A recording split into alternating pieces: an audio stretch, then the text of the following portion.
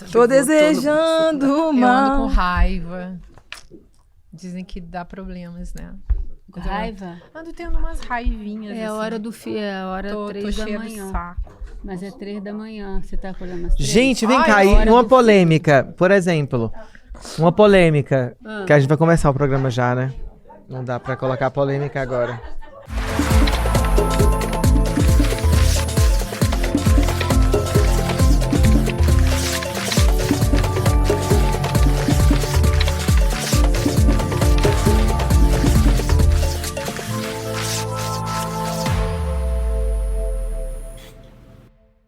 Olá, sejam todos muito bem-vindos e bem-vindas. Está no ar o Precisamos Conversar, o programa de debates feminino aqui do ICL. Eu sou a Juliana Baroni e só ando muito bem acompanhada. Essa mesa aqui só tem fera. Com vocês, senhoras e senhores, Açucena Cantora, Sara Zara, filósofa das redes. Ei! E agora também tá lá no rolê toda quinta-feira, não é Nossa isso? jornaleira. A jornaleira lá do rolê. Nina Silva, especialista em finanças e tecnologia. Viva! E Márcia Tiburi, escritora. Yes! Maravilhosa. Teacher. Você vai poder assistir também. Ó. Precisamos Conversar no Spotify, que está disponível em vídeo. Vamos nessa, meninas? Vambora, todas preparadas? Vambora. Quem dessa mesa aqui tá conseguindo botar a cabeça no travesseiro e dormir bem a noite toda? Ó, confesso que eu não, gente. Quem vê tanta notícia no mundo em guerra, hiperconectado, polarizado, acelerado, não pode dormir bem. Ou pode? Deveria, né? Bom, e falando em notícia, nós ficamos sabendo que Juliana Marins, a brasileira que caiu em uma trilha de vulcão na Indonésia, infelizmente faleceu. Para a família dela, toda a nossa solidariedade. Alguém de vocês quer comentar? Nina?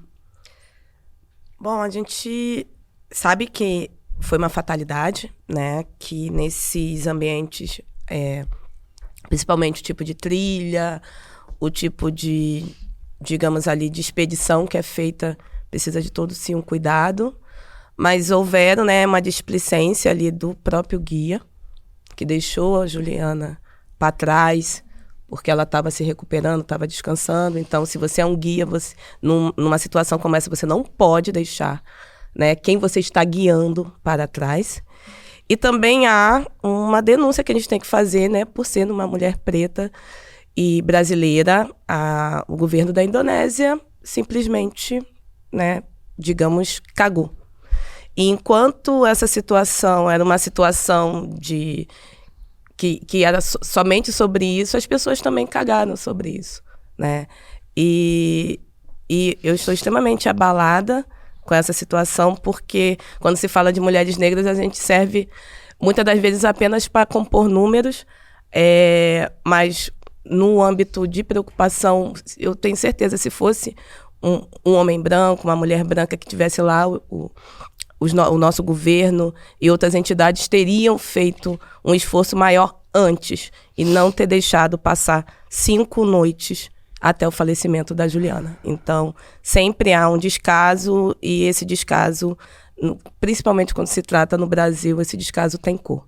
E quem vai falar na rede, deixando o recado aqui no YouTube, as pessoas falam, vocês sempre falam que os pretos, tadinhos. Sim, infelizmente. A gente não queria, mas o racismo só existe por conta de pessoas brancas e ele é institucionalizado e ele é estrutural. E sempre estará agravando as nossas relações, infelizmente. Ô, gente, além de lidar com a tragédia, a família ainda teve que se preocupar com falsas vaquinhas que estão sendo feitas em nome dela. Então, fica o aviso, tá? Não caia nessa. Agora vamos à nossa pauta. Que tem a ver com isso tudo, porque a gente está vivendo uma velocidade no mundo e um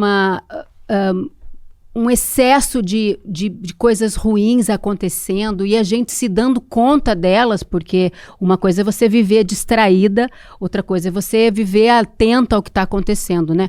O próprio Pedro Vinícius, que é muito amigo da Márcia, fez uma tirinha dizendo o seguinte: se você não está confuso, Você não está informado.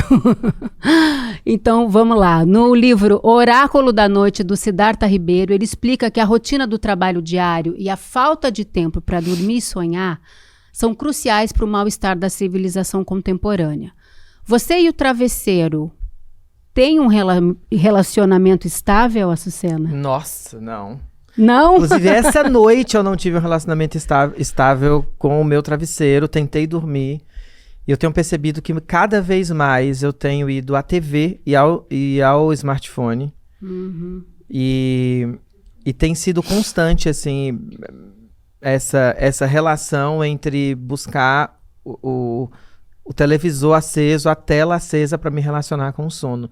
Isso é perigosíssimo. E eu sempre dormi muito bem. Eu nunca fui uma pessoa de dormir mal, assim. E eu não consegui perceber quando eu comecei a dormir mal. Tem a coisa também de eu gostar de beber, gosto de me relacionar. Sou um artista, participo de muitos eventos. Trabalha à noite, né? Trabalho à noite, justamente. E isso...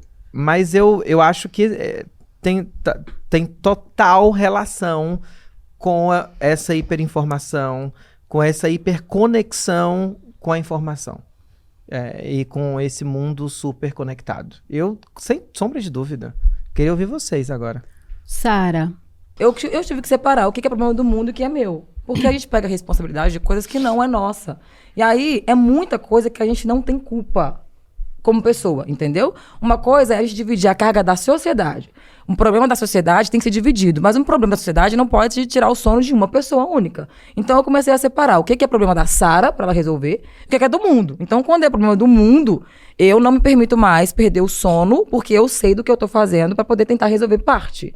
Agora, quando uma pessoa não tenta nem minimamente tentar resolver nem os seus, nem o de quem tá próximo, aí eu acho que fica um pouco até covarde a pessoa dormir tranquilamente. Mas se você tem certeza de que você tá fazendo algo para mudar o mundo, nem que seja um pedacinho, você tem o direito de dormir um pouquinho melhor, entendeu? Não, direito a gente tem. O problema é que a gente não está conseguindo, né, Márcia?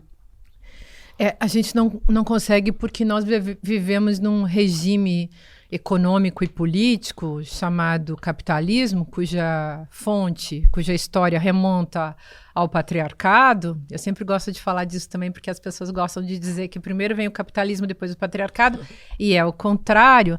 E nesse regime, a estratégia, a lógica interna desse regime implica uma eterna ameaçabilidade sobre nossos corpos. Então, ao longo da história, a ameaça é gigante sempre sobre as mulheres, sobre as pessoas marcadas pelas racialidades, a questão racista que a Nina estava levantando. Então, a gente está sempre ameaçado. E aí, como é que você vai dormir calmo se você está ameaçado? Pela questão econômica, pela questão política, pela guerra. Agora a gente tem também o cenário da guerra.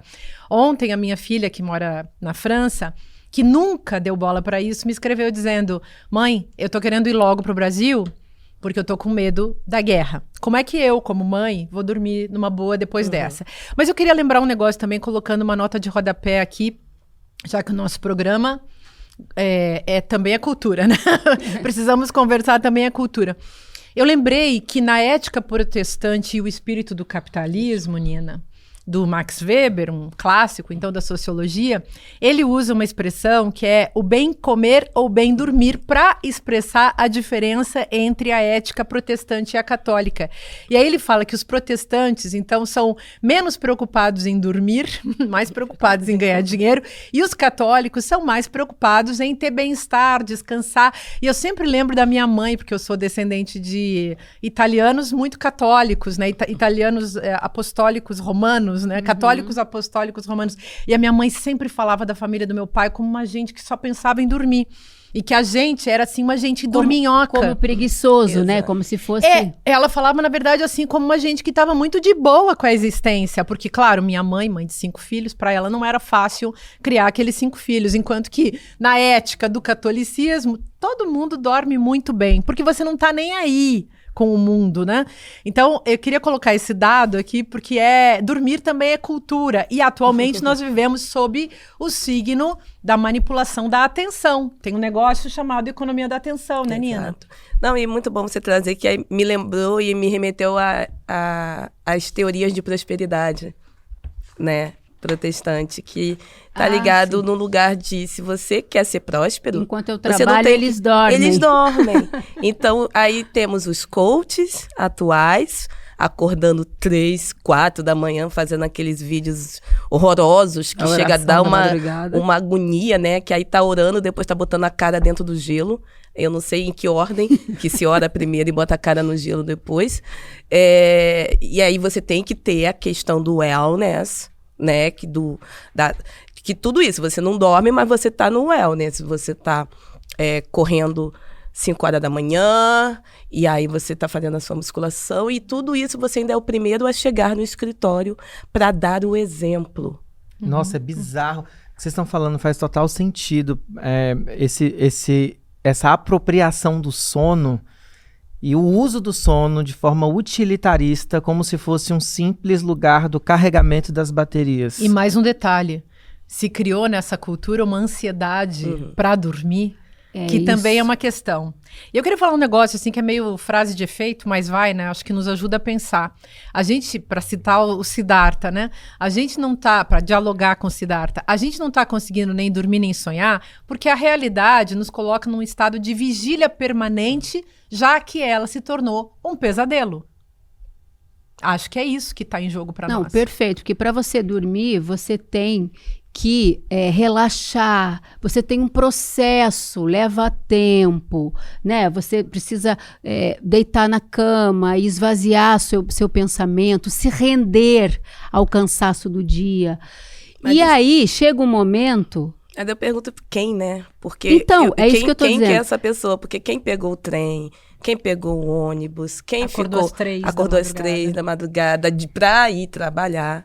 E chegou em casa às 10 e ainda arrumou casa, cuidou de filho, bate na cama, filha.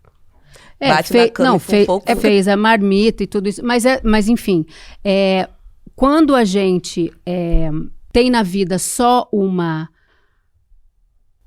responsabilidade, a exaustão também não te leva a um bom sono reparador. Bom sono, não. É porque tem a diferença entre deitar para dormir e deitar para descansar, né? Que é bem diferente.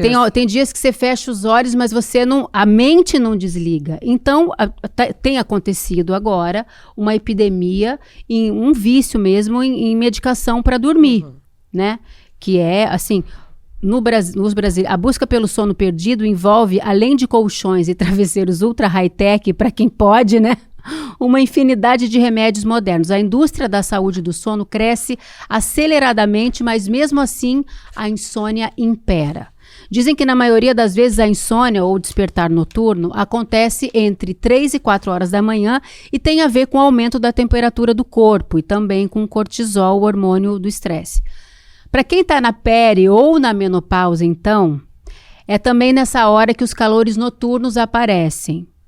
Confere a informação para vocês? Confere, infelizmente. Mas eu faz mais ou menos uns 30 anos que eu acordo todo dia às 2h42. Então, se eu acordo às 2h43... é insuportável. Se eu olhar o relógio, vai ser esse horário. Eu fico até panicada. Teve uma época que eu achei que eu tava com algum tipo de problema. Sei lá, de que nível. Mas acontece, Mas sim. Você chegou a alguma conclusão sobre o horário? Não, eu acho que tem uma programação. Deve ser uma programação mental mesmo sobre isso. E essa explicação dos cortisóis deve ser o caso também. Porque a gente acaba dormindo cada vez menos, né? Quem tem preocupações, quaisquer que sejam, você acaba dormindo cada vez menos. E tem um negócio chamado idade, menopausa e tudo isso que também piora a situação. Então, eu sou meio a favor de perder a esperança, mas não se render para essa economia da atenção que faz a gente passar o tempo inteiro colada nas telas, né? Ontem, por exemplo, para dormir, eu fui pegar um livro... Peguei um livro em papel, né? Papel, livro, assim. Só que eu escolhi mal. Peguei um livro que o cara tava falando sobre o Amílcar Lobo e a ditadura militar. Aí tem que se reeducar, né? Errei feio no assunto. Podia pegar um assunto mais levinho. Mas onde que tem assunto levinho? Aqui tem o Capital, aqui tem o livro da Pelicô. A gente só tem assunto duro e pesado e difícil, porque a vida tá um pesadelo. A vida tá um pesadelo. Aí eu vou dar só um depoimento pessoal que... Durante um período, eu estava muito estressada, né? Logo depois da pandemia, vivendo um luto terrível porque meu pai faleceu e tal. Eu não conseguia dormir. Não conseguia dormir e aquilo foi me dando... Eu não descansava, comecei com uma alteração gigantesca de humor, de cognição mesmo, porque você não dorme, você não descansa o cérebro. No dia seguinte me faltavam palavras. Lento, né? Assim, tipo, eu não sabia vermelho. Eu ficava horas tentando pensar na palavra. Agora sim, a menopausa também, a perimenopausa também está ajudando nisso. E aí eu tomei o tal do Zolpidem, que é o remédio mais famoso. Lógico que eu fui num psiquiatra, ele me medicou e tal. E realmente, gente, é uma maravilha. Você toma e você apaga. Mas é bom apagar? Então, essa que é a questão. E depois de um período, que é óbvio que não é uso contínuo, são 4 semanas que você pode tomar esse indutor de sono, é um hipnótico, né? E aí, e depois para tirar? Porque gera uma dependência também emocional. Porque você tem a garantia, quando você toma o remédio, que você vai dormir daqui a 40 minutos, daqui a 1 hora. Isso também tem a ver com a produtividade. Eu preciso dormir tal hora, porque eu preciso descansar tantas horas, porque eu tenho que acordar tal hora e ser hiperprodutiva o resto do meu dia, né? Claro que álcool, cafeína, tudo isso... tela, principalmente, a luz, né, a azul da tela, isso tudo atrapalham demais esse relaxar. E aí, no meio dessa desmame do remédio, eu comprei esse livro, A Erótica do Sono, do Mário Eduardo Costa Pereira, que fala muito sobre a insônia e o gozo, né? Que é o abandonar-se, né? Quando você... Que a Sara colocou, né? Isso, quando você se você não goza, você também não consegue dormir, né? Então, eles estão manipulando os nossos quereres todos. A gente está numa sociedade tensa. E muito medicalizada, esse também é um problema. Muito psicologizada, psiquiatrizada, medicalizada, enlouquecida, né? E acho que isso é um jeito, assim, também de estragar a própria vida, de não encarar as questões existenciais que a gente tem no nosso cotidiano, porque tem na a ver vida com a angústia, humana. né? Justamente, será que a gente também não está usando o sono como anestesia da vida? Em Elegia 1938, o Drummond tem um dos poemas que eu mais amo, que ele fala sobre o capitalismo, que trabalha sem alegria para o mundo caduco. Ele vai falando isso e depois ele fala assim: amas a noite pelo poder de aniquilamento que encerra, porque sabes que dormindo os problemas te dispensam de morrer. Então tem esse lugar também desse uso do sono para anestesiar a vida. Quando o sono ele pode ser tanta coisa. E tem que ser, né? E tem que ser pra tanta coisa. Cara, como dormir é gostoso. Como dormir também é prazeroso. Mas pra mim não é anestesia, não. Porque se eu tiver com problema, eu sonho com problema na hora que eu tô dormindo. Aí é a contradição disso, mas aí a gente usa o remédio pra anestesiar. Que ele fala assim, dormir, morrer, dormir, talvez sonhar. E ele é um angustiado, é um personagem super angustiado, né? Isso é o Shakespeare. O que eu falei? Não é? Hamlet, né? Tá. Eu não escutei. Eu falei outra coisa, não. Você vai. Não, Hamlet, foi. Não, o problema é que eu não escutei. Você falou, mas eu não quem lê. você falou pra lá. Do Hamlet. E eu tô surda. Mas é Shakespeare, vocês sabem, né? Porque essa angústia também faz parte da existência. Dos poetas, dos filósofos, dos artistas e de qualquer pessoa, né? E a busca do sono pela anestesia da vida, E né? a gente não pode esquecer que é durante o sono que a gente faz a regeneração cerebral para o nosso processo cognitivo, né? É durante o sono também que a gente faz a recomposição hormonal e de todas as nossas... Tudo que a gente precisa de composição energética no nosso corpo. E aí, conectando o que a Márcia colocou e todas nós colocamos em seguida, se o capitalismo faz com que a gente não durma, e aí durante o não dormir, né, ou dormir mal, a gente precisa consumir um medicamento, é como se a gente nunca trabalhe a causa e sempre o efeito. Só que aquele efeito intencional, né? E aí, no final das contas, o resultado daquilo que eu deterioro, eu ainda ganho em cima do resultado. A gente tem 73 milhões de brasileiros que dormem mal e a indústria farmacêutica do melatonina, valeriana e afins, a Anvisa liberou o uso de um percentual sem receita médica. Tem mais ou menos uns 8 anos que isso foi liberado. E aí tem uma crescente, anualmente, de 50% a 60% desse consumo, que hoje rende mais de 42 milhões de dólares para a indústria farmacêutica do sono no Brasil. Olha, eu sou uma pessoa que tô fomentando essa indústria. Ó, é maracujina, é passiflora, é valeriana, CBD, que é o princípio ativo da cannabis, né? Tem uns óleos essenciais que têm ajudado. É claro, você tem que fazer uma como é que fala? Uma consulta com um psiquiatra da USP, e aí você, sabe? Aí você tem que importar, é caríssimo, entendeu? Esse óleo essencial, mas ajuda. Nada é garantia, tá? Nada disso é garantia se você não tiver um trabalho, assim, muito psicológico, se você não tiver em paz. Se você não tiver em paz, você não vai dormir. Acho que Teve uma época... A gente pega um pouco de agonia externa, sabe? A gente pega muito problema com a mão também. Filtrar o que segue, o que acompanha. Porque hoje, eu acho que a maioria de parte do dia das pessoas é na rede social, acessando tela, né? E aí, escolhendo coisas que não vai agregar em nada. Só vai te dar demais angústia. escolher, Sara, pelo amor Gente, de mas tem Deus. coisa que não é seu problema. Não é. Mas Você tem vai coisa colocar que nas te costas. atravessa. A gente quer colocar tudo nas Gente, mas costas. tem que né? parar Não dá, de... gente. Tem que parar de... Separa raio. Esse vício nas telas tem que ser modificado. E é fácil de modificar. Tem um monte de livro por aí. Sim. As pessoas podem ler. Ler, descansa, desliga e dá sono. É o que eu uso. Eu nunca usei remédio pra dormir. A primeira vez que eu usei remédio pra dormir foi ontem à noite. E passei uma tremenda insônia e tive pesadelo. Porque a minha fazer o briefing nutricionista... Não, a minha nutricionista me deu uns negocinho lá que bota, que não sei o quê. Aí hoje eu tava lá, vocês viram, eu gravando pra ela, dizendo, olha, isso aí pra mim não vai funcionar, acho que eu vou voltar pro meu velho método. Pega um livro mais simples, Então eu às não vezes. tenho conseguido ler com frequência como eu lia, você acredita? Claro, então porque uma a consequência. tela tá te roubando tempo. Você foi sequestrada, Você querida. desconcentra No meio na mundo. leitura, né? Eu Mas a comprei gente- um livro agora que eu até posso trazer depois, que é a História Social do Jazz, do Eric Hobsbawm, que eu sempre quis ler esse livro. E não tô conseguindo. Comprei ele tem 10 dias. Porque você tá distraída. Você caiu na armadilha da cair. distração Agora, desse sistema. Como que é classista também tudo isso, né? Porque quando a gente fala da gente estar sendo conectado e sendo totalmente na tela com as dores, a maioria da população, ela tá na tela no tigrinho. Então, o ópio do... Que né, medo.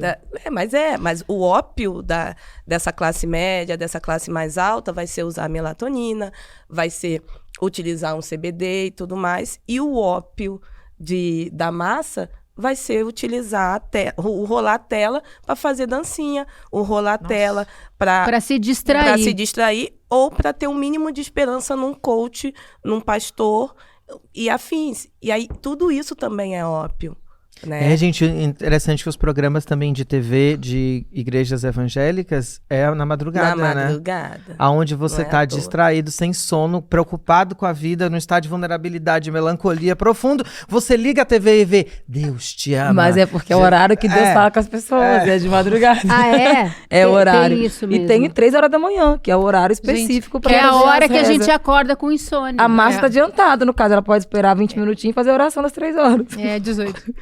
Então posso fazer. Mas, ó, vou falar mais uma coisa. De novo, vou insistir, vou ficar a pessoa chata. Mas comecem a ler livros, gente. Livro é um negócio super bacana. Eu vou fazer essa experiência É uma de tecnologia muito antiga. Insista. Sabe por quê? Porque o livro é uma viagem vertical para dentro de uma história maravilhosa. Você aprende coisas, inclusive aprende a pensar, aprende a lógica da linguagem, enriquece a sua linguagem, enriquece seu espírito, aprende coisas, medita, reflete, vê que a vida é complicada, mas que a gente pode seguir.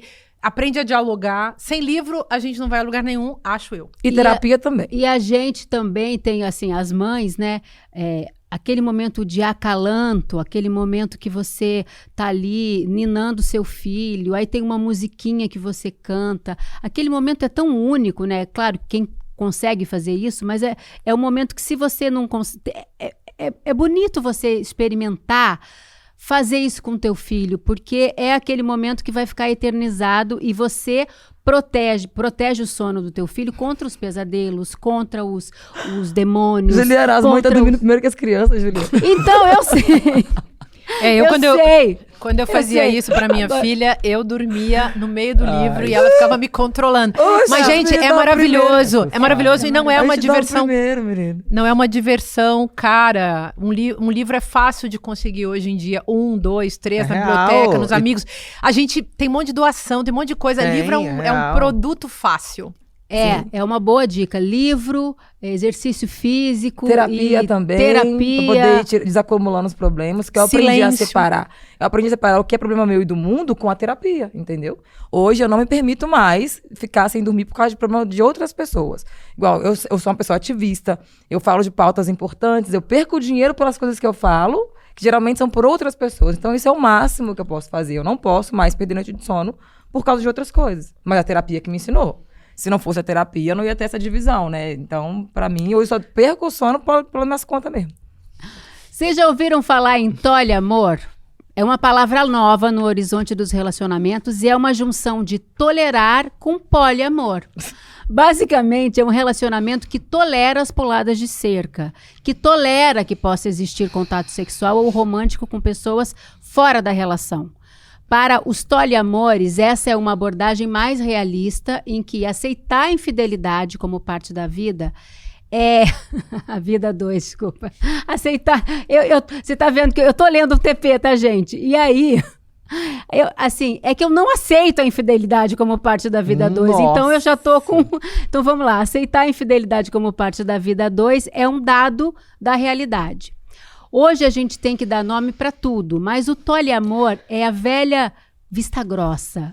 Odiei esse nome. Odiei! Já conseguiram fazer isso? Eu não sabia que existia esse nome, já odiei de cara. Primeiro que eu acho o conceito de tolerância, mesmo na ciência política, já muito complicado, assim. Não gosto da palavra tolerância como um lugar de consistência social. Para mim, consistência social não é sobre tolerância. Aí eu te tolero.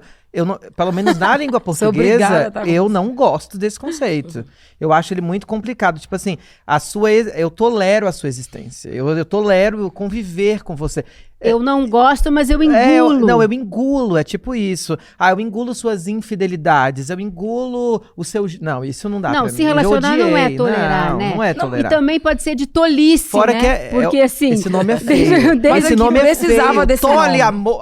Precisava. Horroroso também. Eu gostei desse nome e é um apoio para as mulheres que toleram os homens. Agora tem um grupo para elas, porque isso não é sobre toda a realidade. Você gostou, Sara? Amei. É lógico, porque pensa comigo, quando a gente fala sobre poliamor, os homens não aceitam e as mulheres não aceitam. Mas aí exige o homem ser poligâmico e as mulheres acreditando que existe monogamia. E como é que a gente faz com essas mulheres, então? Que fica levando chifrada e perdoando e perdoando? Porque isso aqui vale só pra elas, tá? Pergunta se quando uma mulher for ficar com outros caras, se o cara vai tolerar. Não vai tolerar, não, gente. Não, porque senão tem aquele velho xingamento. É corno manso. Então precisava de um nome pra elas mesmo, pra dar um título. Quem sabe acorda, né? Gente, eu sou isso aqui? Contar uma coisa horrível que aconteceu comigo? Pode. Eu vou contar uma coisa horrível. Eu tive um relacionamento e eu fui muito, muito, muito, muito traída. E eu sou uma pessoa muito simples, né? E muito antiguinha, muito caretinha. Então, assim, eu gosto de, quando eu namoro uma pessoa, ficar só com aquela pessoa. Eu nem consigo me interessar por outras pessoas. E gosto muito daquele negocinho só eu e você, nós dois aqui, né? E tá tudo certo. E aí essa pessoa, ela... dizia pra todo mundo que tinha um relacionamento aberto comigo, dizia pra um monte de mulheres. Só você que não sabia. Não, dizia cada coisa. Dizia que eu era ciumenta, que eu não gostava de saber, mas todo dia dizia que me amava, vivia atrás de mim e tal. E eu, assim, acreditando, porque afinal de contas, por que a gente, hoje em dia, somos pessoas modernas? Você chega e diz pra pessoa assim: olha, eu não gosto mais de você, não quero mais você, ou tô interessada em outras pessoas ou em outra vida. Mas quando você chega e diz, o acordo é só eu e você aqui, então vamos cumprir esse acordo. E eu cumpria. Exato. E aí a coisa mais bizarra é que quando as pessoas vinham me contar, eu contava pra ele, porque assim, olha só o que as pessoas estão falando. Muito burra. Aí, olha só o que as pessoas estão falando. E aí ele dizia, essas pessoas são perversas. Tá vendo? Tinha uma que a Deus do céu. coitada, ela coitada, eu fiquei, depois que eu soube que era verdade, eu fui até falar com ela, porque eu fiquei com pena, porque ela me contava, e as amigas dela me contavam, e as pessoas ao redor dela me contavam, e eu contava tudo pra ele, dizer, olha só, essa pessoa, você tá saindo com alguém?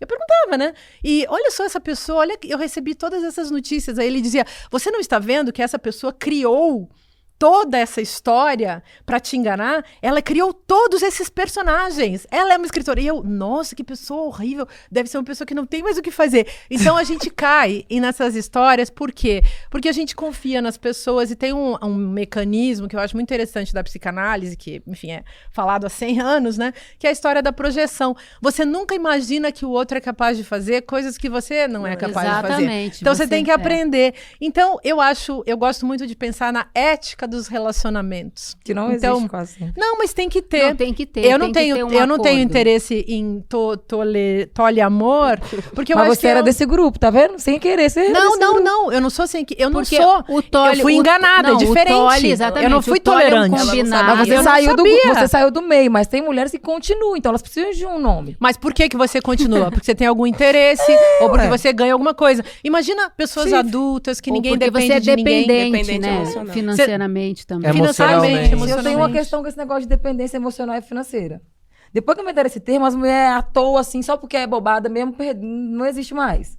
Tem gente que não é sobre emoção, é porque quer, gente. Tem. Não, Existe tem. A emocional, mas tem Eu gente acho que tem também. quer. Não. Tem gente que só acha normal, tá. E tá. Então, tipo, Não, mas Tá, imagina entendeu? que o Tem seguinte, gente a gente mulher, tá falando... né? A Não gente entendi, tá Sara. falando, das mulheres, Não vamos entendi. deixa pra lá. Mano, mas a gente tá falando de uma história do patriarcado, por exemplo, de mulheres que estão vivas, gerações inteiras, que nunca gozaram na vida, que sempre que foram As criadas. anteriores, né? Eu sei, mas elas criaram as nossas primas, as nossas mães, mas as vem nossas cá. tias. Então, esse pensamento ainda tá vivo Eu entendo, tá? de uma subjugação ou uma subalternidade ao masculino, que, claro, que o pensamento feminista tá lutando todos os dias não tem para que aquela isso caia música? por Ele terra. é quem Mas quer, ele é real, ele é gente. o homem, Mas vem cá, eu 2025, sou apenas uma Juliana, mulher. justamente. 2025. Vamos falar aqui sem falar nomes, tá? Existe uma mulher de MC. Vamos falar só assim para o pessoal identificar a história. A mulher de MC, ela apanha, ela ganha um dinheiro e é uma menina nova, cheia de habilidade, com o Instagram bombando, que faz um monte de trabalho de marcas, que é bonita e é nova. Não estou falando das nossas mães, nossas Sim. avós. Estou falando de uma menina que nasceu depois de nós, depois do ano 2020, 2010, pra deixar por aí. Aí você pensa comigo, isso é dependência emocional? Que emoção é essa, então? Que se você tem pai e mãe, Mas existe você tem família, estrutura. Não, mas você justamente. tem estrutura, você tem dinheiro, então já não é financeira, porque ela trabalha, ela tem o dinheiro dela. Ela é bonita, e aí eu não gosto de falar desse termo. O homem feio lá, que rebenta ela, às vezes a pessoa quer status, gente, e quer adiantar. O tempo que ela vai ter que fazer o esforço de ir lá e construir o próprio nome da carreira, ela vai juntar com um cara que vai arrebentar ela, mas então não é dependência emocional. É interesse próprio burro, entendeu? Eu acho Aí que não são é muitas burro, é coisas. interesse. Então, mas burro porque apanha. Não, Não, mas mas eu se- acho que mas peraí, gente, será é que é multifatorial. mas É é multifatorial. é a troca. hein? Ali é a escolha, tá? Porque é só brigar, ele leva uma joia que ela pode comprar com o dinheiro dela, só que se ela comprar com o dinheiro dela, não tem o mesmo engajamento do que ele dá. Mas será que Você tá não é entendendo? a questão Não do sei. marido como capital? Marido que ele quer. Não, marido como capital. Sim, quero marido dizer, como não moeda o de marido troca, que paga a conta, como- mas a figura, a presença daquele... Isso, aliás, não é ideia minha. Quem inventou isso foi Sim, mas a aí Miriam ela é uma pessoa Goldenberg, que ela aquela tem um antropóloga skin que ela maravilhosa. pode ter outros maridos, entendeu? Não, mas digo, então ela é isso pode... que eu fico falando. Tem coisa que a pessoa escolhe, tá? Porque ela quer adiantar É o marido processo troféu. de sucesso. O marido, Marido O troféu. troféu daquele deu me livre. Não, mas não importa. É um homem pra chamar de seu, como dizia a música. Mas então... ela tem acesso a outros homens pra chamar de dela, entendeu? Por isso que eu falo. tem Mas coisa até que você não é chegar emocional, neles, mas é isso que por Qualquer isso que hora eu ela acho que é troca. multifatorial. Não é um fator apenas que determina que você esteja com a pessoa. Quando eu trouxe, inclusive, a questão da mentalidade, como que a mentalidade da mãe ou da família, ou das avós. Não, você vai até 2025, e né, não amiga? só, e Vamos dos estudar um homens pouquinho, também. né? Eu sei, mas não é simples Não assim. é tão Mas simples não é tão assim. simples. A assim. sociedade é por cruel. exemplo, A Lina o quer jogador mais falar, caro do fala. mundo. Gente, eu amo dorama, por exemplo. Eu tô assistindo dorama. Ah, maravilha. Dorama né? é tipo assim, maravilhoso. mas Que é existe dorama? uma romantização. São É um novelas drama coreanas. coreano. Eu mas, aqui também. mas são novelas coreanas, assim, com... Maravilhoso. É maravilhoso, mas também existe uma romantização da relação a dois, da cisgênera, heteronormativa, patriarcal, mas tem a sua beleza. Mas eu amo também, ou seja, eu estou sendo embebida de muitas das coisas as quais eu critico e questiono e tô assistindo, chorando. Mas olha, Assistindo- A eu vou falar mentalidade, uma coisa. ela segue A viva. Nina não conseguiu falar, mas já vou passar pra você. Eu sou uma pessoa, assim, com esse monte de coisa que a gente tá estudando, é poliamor, é toliamor, eu sou uma pessoa monogâmica. Sempre fui. E aí comecei a estudar, falei assim, será que eu sou mesmo? Ou é uma imposição familiar, social? E aí eu caí nesse conto do vigário. Na verdade, assim, se eu penso em abrir a relação, por exemplo, com meu marido, eu não tenho vontade nenhuma. Eu não consigo administrar. Tá tudo bem, mas tá Ai, tudo gente, bem. é muita gente, dá muito trabalho. Dá muito mas a trabalho gente não e precisa tá- desconstruir Mas tudo, isso pode ser uma escolha. A monogamia pode ser uma Pode. escolha. O problema é quando não é escolha. Justamente. O né? problema é que às vezes só funciona pra mulher, às vezes pro homem não. Aí entra a questão do E é uma patriarcado, exigência entendeu? para a mulher, porque assim, eu vi a minha vida inteira as minhas amigas, minhas mães, minhas tias, minha mãe e minhas tias sendo traídas. Ou seja, só quem pode ser poligâmico é o homem. A mulher não, a mulher serve para ser monogâmica. Então, Tolerar, né? justamente, aí Tem sim, que ter faz um grupo. sentido. Tem que ter um grupo. Então, há essa questão. Por isso que as mulheres precisam se questionar, as novas gerações, se elas são mesmo monogâmicas. Se você for, tá tudo bem. A questão Por é que escolha você... própria, justamente.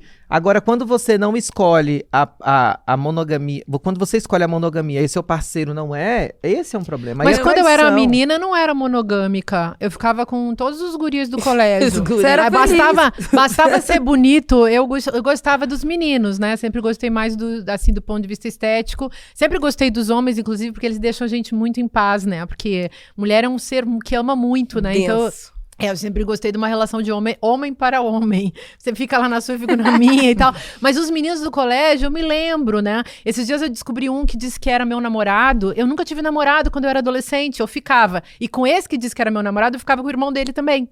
Então, Na cabeça lá dele, na minha você cidadezinha. era namorada. Não, na cabeça dele, depois Tolinho. que eu fiquei É toliamor. famosinha, né? Porque eu era pobre da minha cidade, ele era rico. Então, filho, acabou, não foi. Não éramos Nina, namorados. fala, por favor, que você tá Que tentando já eram falar tantas mais coisas. 30 minutos. Eu acho que tem bolhas também, né? A gente precisa entender a construção das relações toda. Se você colocar, eu sou monogâmica, mas toda relação afetiva é uma relação social. Então a gente aprende, não é genético. Eu nasci monogâmica, né? É o que eu aprendi em relação aos meus afetos. E tá tudo bem. E eu consigo flexibilizar esses afetos, porque socialmente falando eu me sinto melhor me relacionando com várias pessoas. Aí é tudo sobre o contrato social, um acordo efetivo que você tenha com aquela pessoa, com aquelas pessoas. Né? A gente fala de poligamia. A poligamia, a gente tem dois termos, a poliginia e a poliandria. A poliginia é quando o moço tem várias moças, que é o mais, né, O harém. difundido e realizado pelo mundo há séculos afora. E a poliandria, ela é quando a moça pode ter vários moços, e isso é aceito socialmente falando.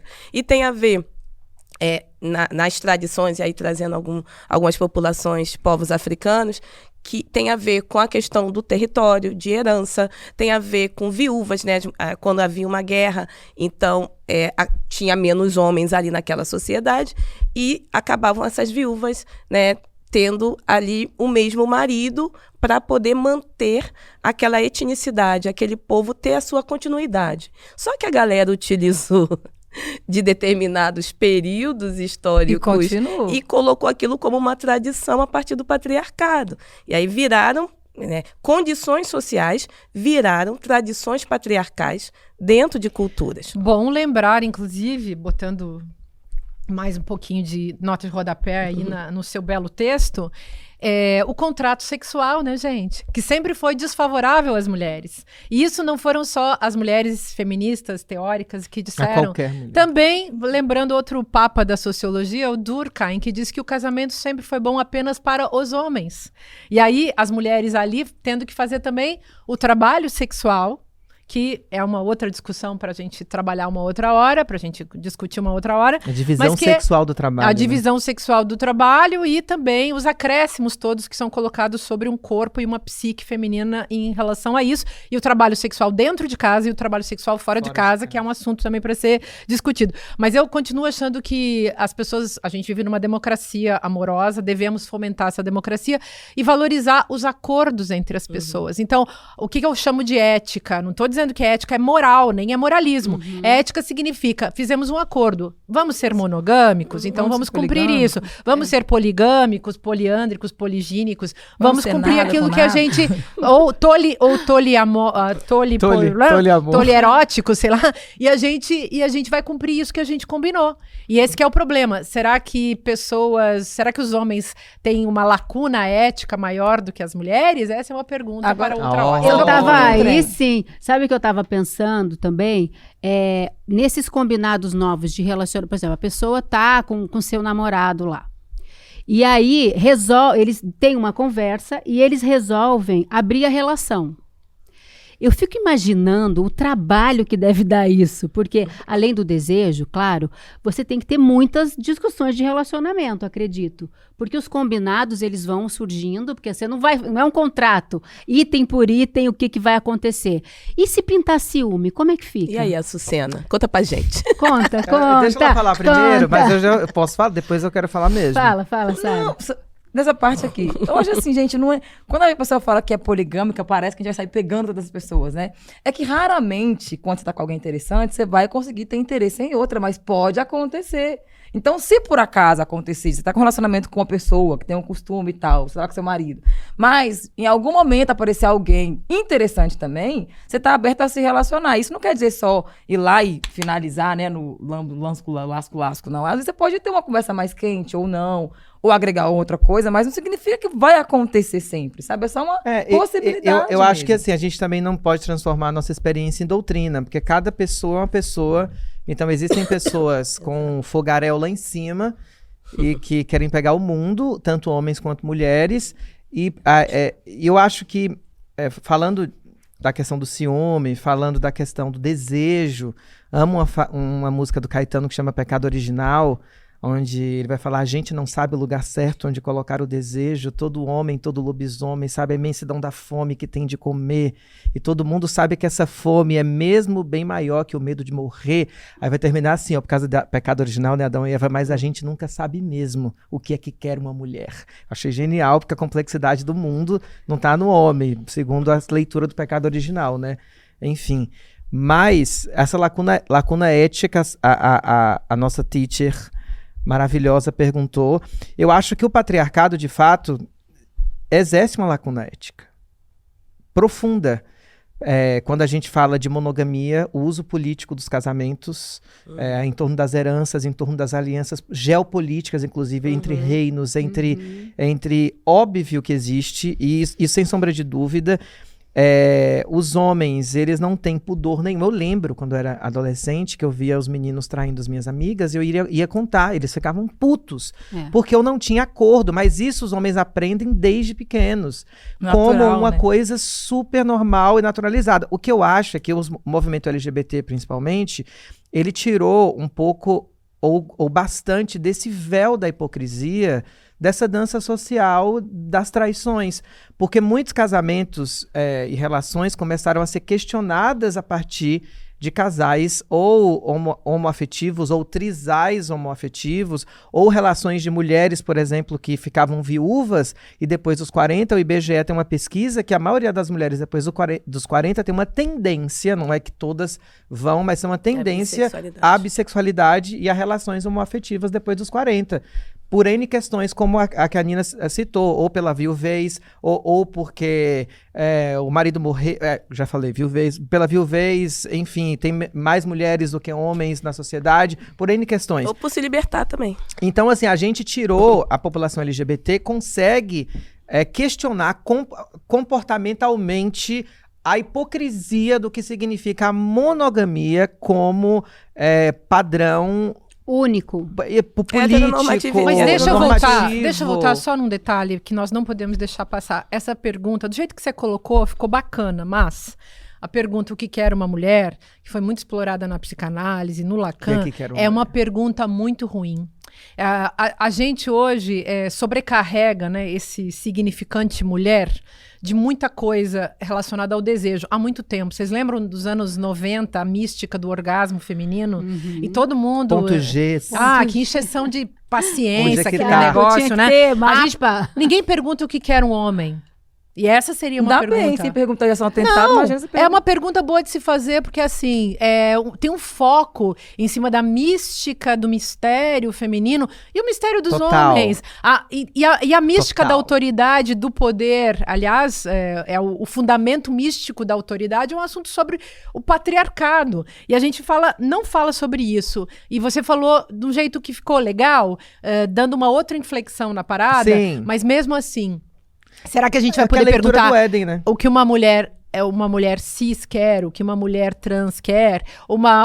Acho que é uma questão para se colocar, porque de fato tem nessa pergunta uma orientação para uma mistificação da psique, do desejo feminino, que devia pesar sobre os homens, porque os homens, gente, são donos do mundo. E nós somos a bela e boa e verdadeira Simone de Beauvoir diz, a gente tá no segundo escalão, a gente é secundárias e inessenciais ao processo.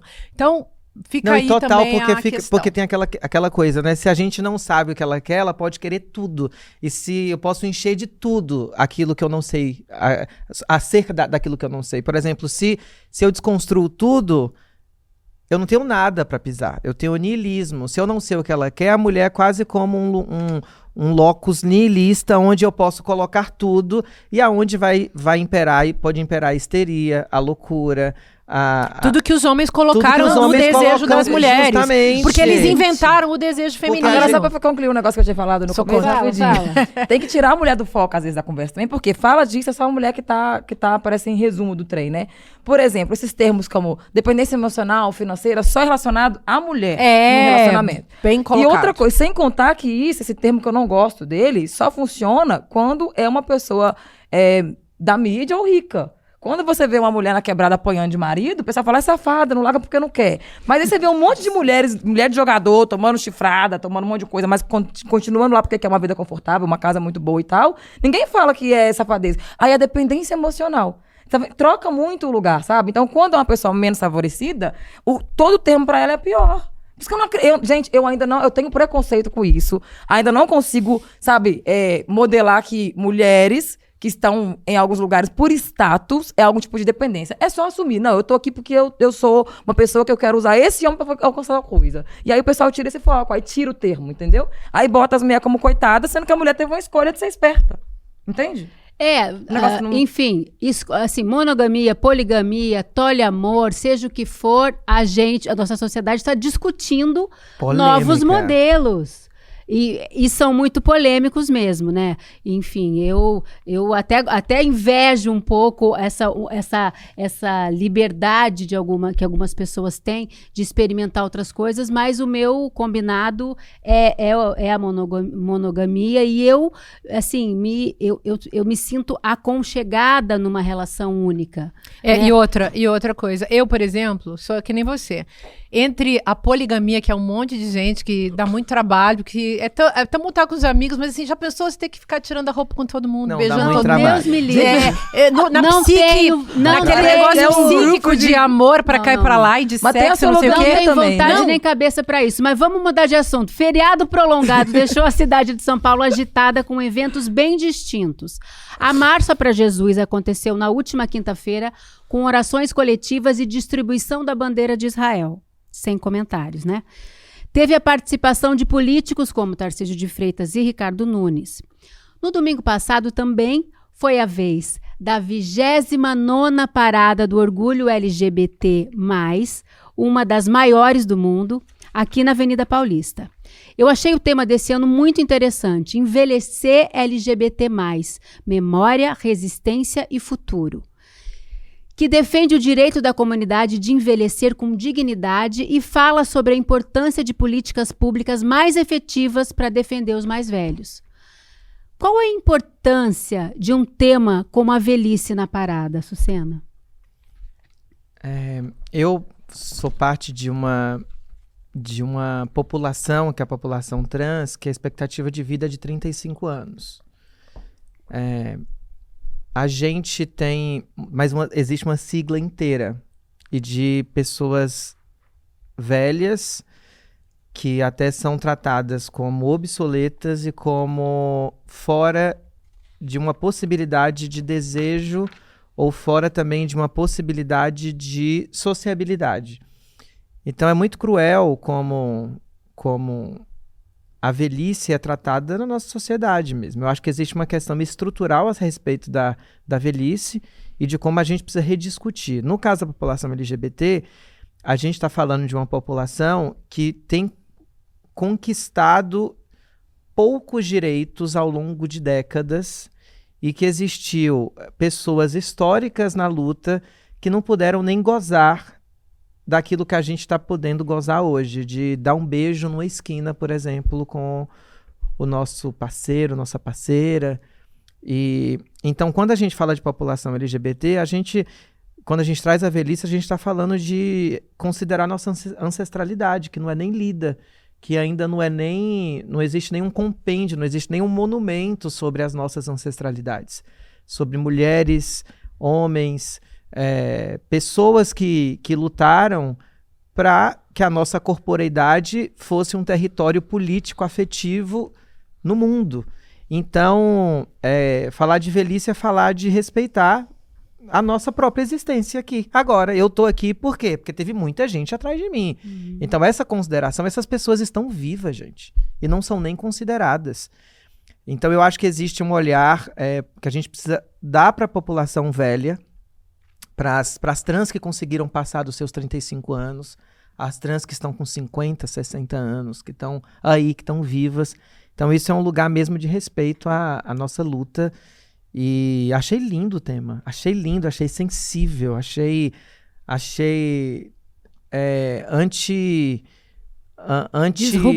disruptivo. Eu adorei ver o Marco Nanini, que é um grande ator, Grandioso. Marco Nanini, que tem 77 anos, se eu não me engano, 60 de carreira, que estreou uma peça esse ano para comemorar os 60 anos de carreira em Brasília, agora vai rodar o Brasil, e ele disse que foi a primeira vez que ele foi na parada.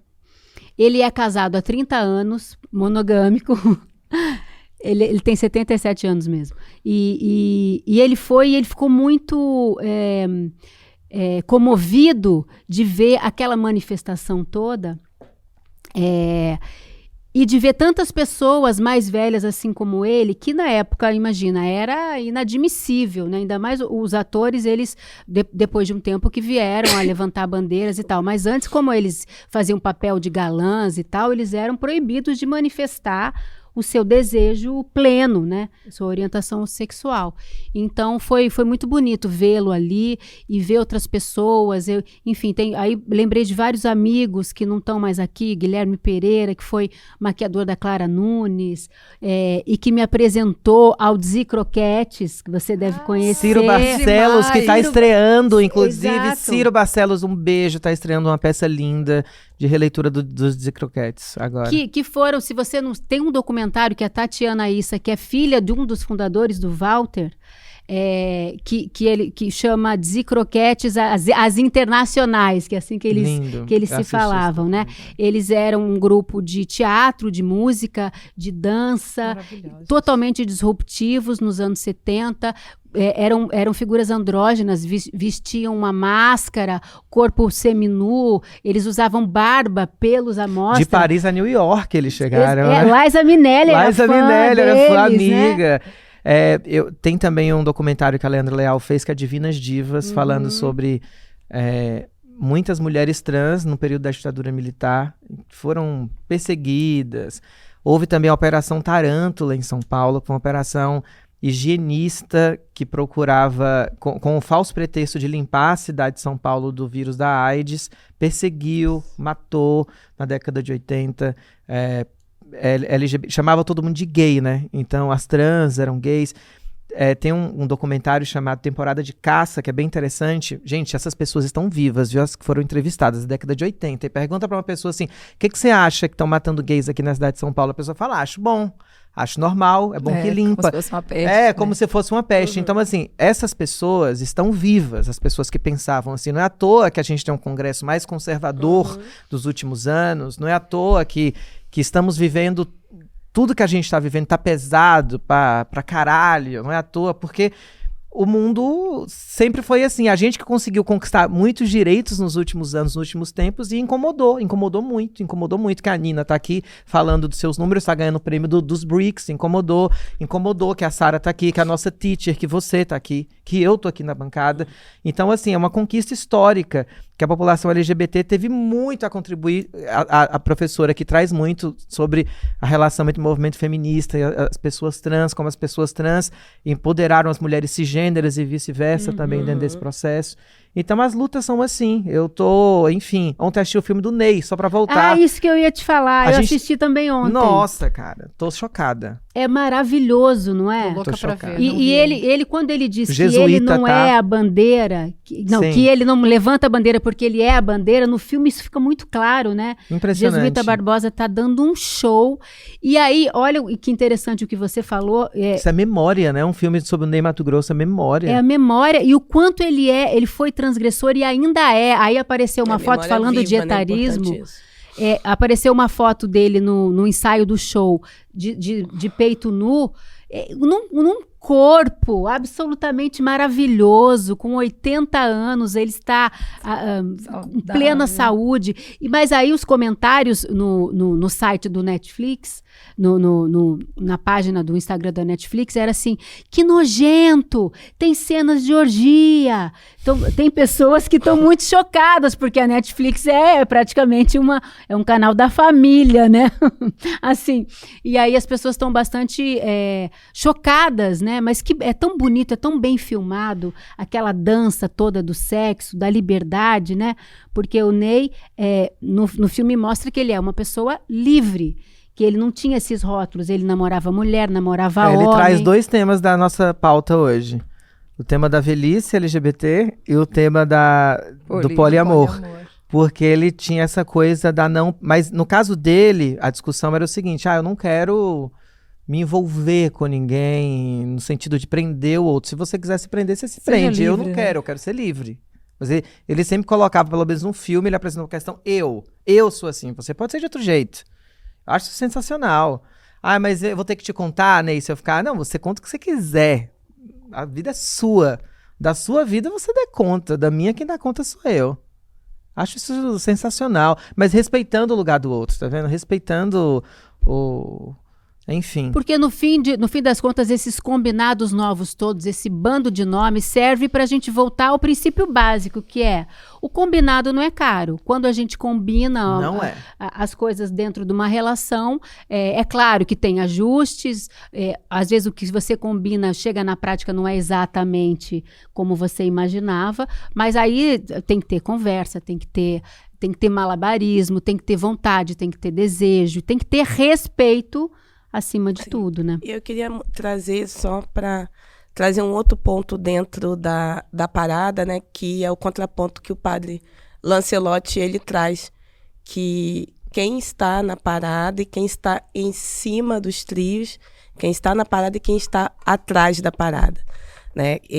Tem uma denúncia em relação a essa não inclusão mesmo dentro dos movimentos, né, LGBTs, de pessoas pobres, pessoas pretas, pessoas mais velhas.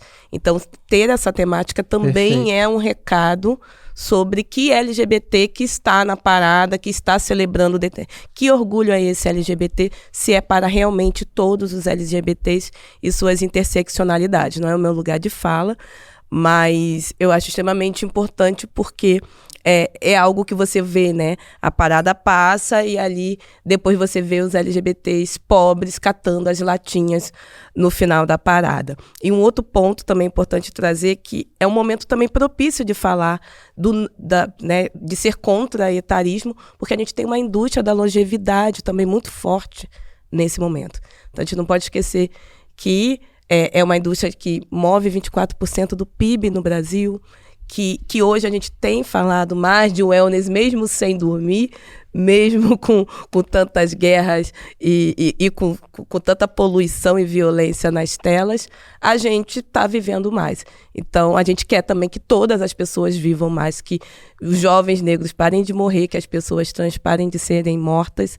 né, no país que mais mata pessoas trans. Então, é extremamente importante e plural esse tema, e inclusivo, mas a gente também não pode esquecer que também há uma intencionalidade da indústria da longevidade de ganhar com essa longevidade nossa, sabe? Gente, esse programa ele é tão especial porque nós temos essas pessoas diversas aqui, aprendendo umas com as outras, ouvindo umas às outras, e às vezes a gente fala, poxa, mas vamos falar sobre um tema tão raso. Nada é raso aqui, porque as pessoas não são. Então, a gente está aqui para conversar com vocês todas as terças, às 19 horas, toda quarta, às 15 horas tem reprise. Pode ver a gente no Spotify e mande sugestões de pauta, assuntos que você gostaria de ver aqui, tá bom? E vejam o vídeo da polícia do Tarcísio espancando e batendo e arrebentando uma idosa, né, nos últimos dias, que também ajuda a gente a entender o que se faz em termos de exclusão neste estado e nesta cidade. O que é um absurdo tremendo, né? Mas olha, se você quer continuar essa conversa e ficar por dentro de tudo que vai rolar por aqui, aponte seu celular para o QR Code que está aparecendo aqui na tela ou acesse icl.com.br/Precisamos Conversar e entre no nosso grupo do WhatsApp. Lá você vai receber o link para assistir ao nosso próximo encontro, ter acesso a conteúdos exclusivos do ICL e ficar com a gente aqui toda semana, porque nós precisamos conversar, os assuntos são urgentes e vozes femininas são urgentes de serem ouvidas, monogâmicas, poliamores, ou seja lá o que for. Açucena, eu gostaria de saber se você... As Tolly Barbies. Açucena, gostaria de saber se você quer fazer uma homenagem à parada gay do último final de semana, cantando alguma música, nos abençoando com essa sua voz tão... Até P a gente tem aqui, né? Do LGBT. Você é pan, né? Precisamos conversar sobre isso. Próximo programa. Pansexualidade. Porra nenhuma. Mas tem aquela linda, né? Vamos aquela que todo mundo sabe. Vou pra um hit do Lulu Santos, que é muito bonita. Toda forma de amor. Porque no final das contas, a gente, enquanto estão fazendo guerra, a gente está querendo amar, a gente está querendo fazer música, poesia, a gente está querendo beijar na boca, a gente está querendo criar os nossos filhos, e enfim. A gente vive junto, a gente se dá bem, não desejamos mal a quase ninguém. E a gente vai à luta e conhece a dor. Consideramos justa toda forma de amor. Ai, que maravilha! Um beijo! Um beijo, gente! Até semana que vem! Lembrei do Guimarães Rosa também, né? Aquela do amor ser um pouquinho de saúde no meio da loucura, lembram? Eu não lembro da frase. Um pouquinho lindo demais. Lindo, também, né? É isso, né? Qualquer forma de amor, né? Um descanso na loucura. É tipo isso. Sabe que para muita gente, às vezes sobra no fim do mês. É difícil, mas às vezes sobra um pouquinho de dinheiro. E ele fica lá no banco. O banco pega esse dinheiro, empresta para outros, cobra juros altos e ganha em cima do que você deixou lá. Você precisa saber investir. Investir não é só para quem tem muita grana, não. Pode ser para você também que consegue poupar um pouquinho a cada mês. Agora, investir como?